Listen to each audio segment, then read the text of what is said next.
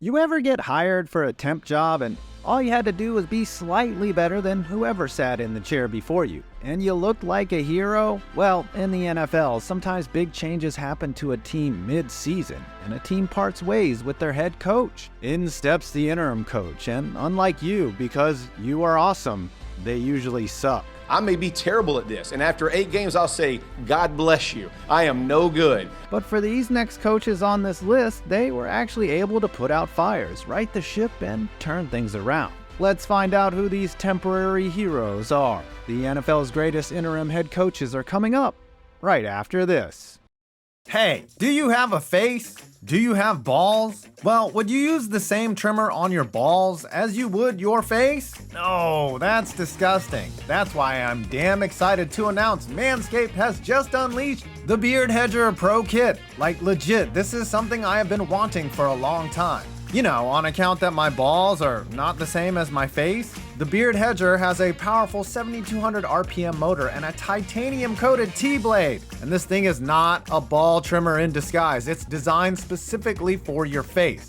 It has one guard that has 20 different lengths, so if you're a smooth beard like me or a long beard, the Beard Hedger has you covered. Oh, this thing is waterproof, cordless, and rechargeable, so you can trim up top in the shower and grab your lawnmower and head down below. Oh, and look at all these goodies: beard oil, beard shampoo that is meant to stay easy on your skin, and beard conditioner, and even beard balm for facial hair styling. There's also a beard brush, beard comb, and beard scissors, all included. So, if you have a beard or know someone that does, this kit is freaking awesome. Simply go to manscaped.com/5-points and get 20% off and free shipping. Again, it's the Beard Hedger Pro Kit at manscaped.com/5-points for 20% off and free shipping. It is important that we lay down some criteria. These coaches were selected based only on their time the interim tag was applied to them, not what they went on to accomplish with that team or subsequent teams. Also, Super Bowl era only.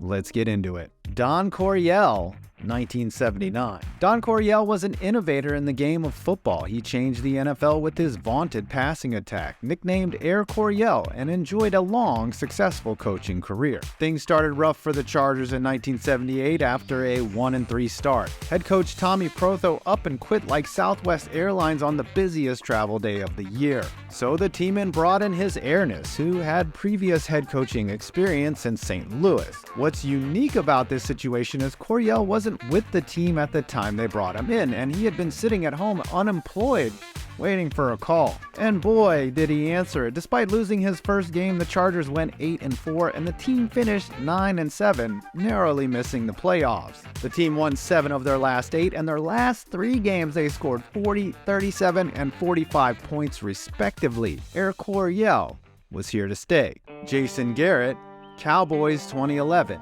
Yeah, are you shocked to see the clapper on here, just like me? Also, did you forget that he kicked off his 10-year run of constant 8-8s as an interim coach?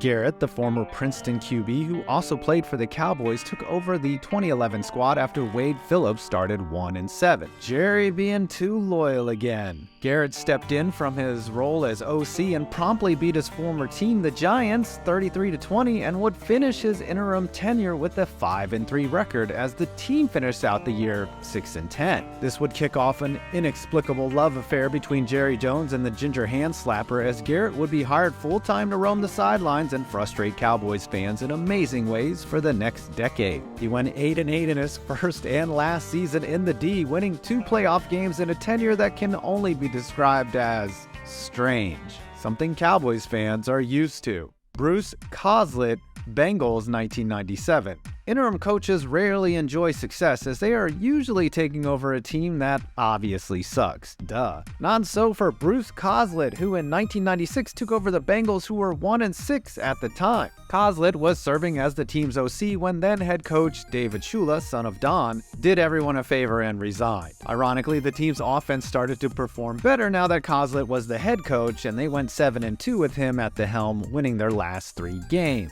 Like the first two coaches on this list, COSLETT was hired on and the interim tag removed. However, he was pretty shitty after that. He went 7-9, 3-13, 4-12, and 0-3 before he was fired. He would never be a head coach in the NFL again. Rich Bisaccia, Raiders, 2021. Now, you may be shocked that Rich Bisaccia is not the #1 entry on this list, but that's because the best interim is a rather sneaky one. That's called foreshadowing, folks. Bisaccia is the first coach on this list who did a great job, but wasn't hired on by the team. The 2021 Raiders can only be described as an absolute shit show. After a Week 5 loss, John Gruden was essentially forced to resign despite his team being 3-2 at the time. The reason? His and only his emails were leaked during a congressional probing of the Washington Commanders, and messages he made while he was with ESPN were made public. Okay, cool, the Raiders are left without a coach, so they made the bold move to elevate Rich Bisaccia, who was only the special teams coordinator at the time, to head coach. And he started out fire, winning his first 2 games before the shit started hitting the fan. Henry Ruggs, Damon Arnett, injuries, the Raiders would lose 5 of 6 and seemed all but dead. But then Bisaccia rallied his troops. The team won 4 straight and finished 10-7, making the playoffs, eventually losing to the AFC champ Bengals in a close game that featured a questionable call. So how did the Raiders reward Bisaccia? By not hiring him and instead bringing in Josh McDaniels, who used to be a man. I was a man, yes.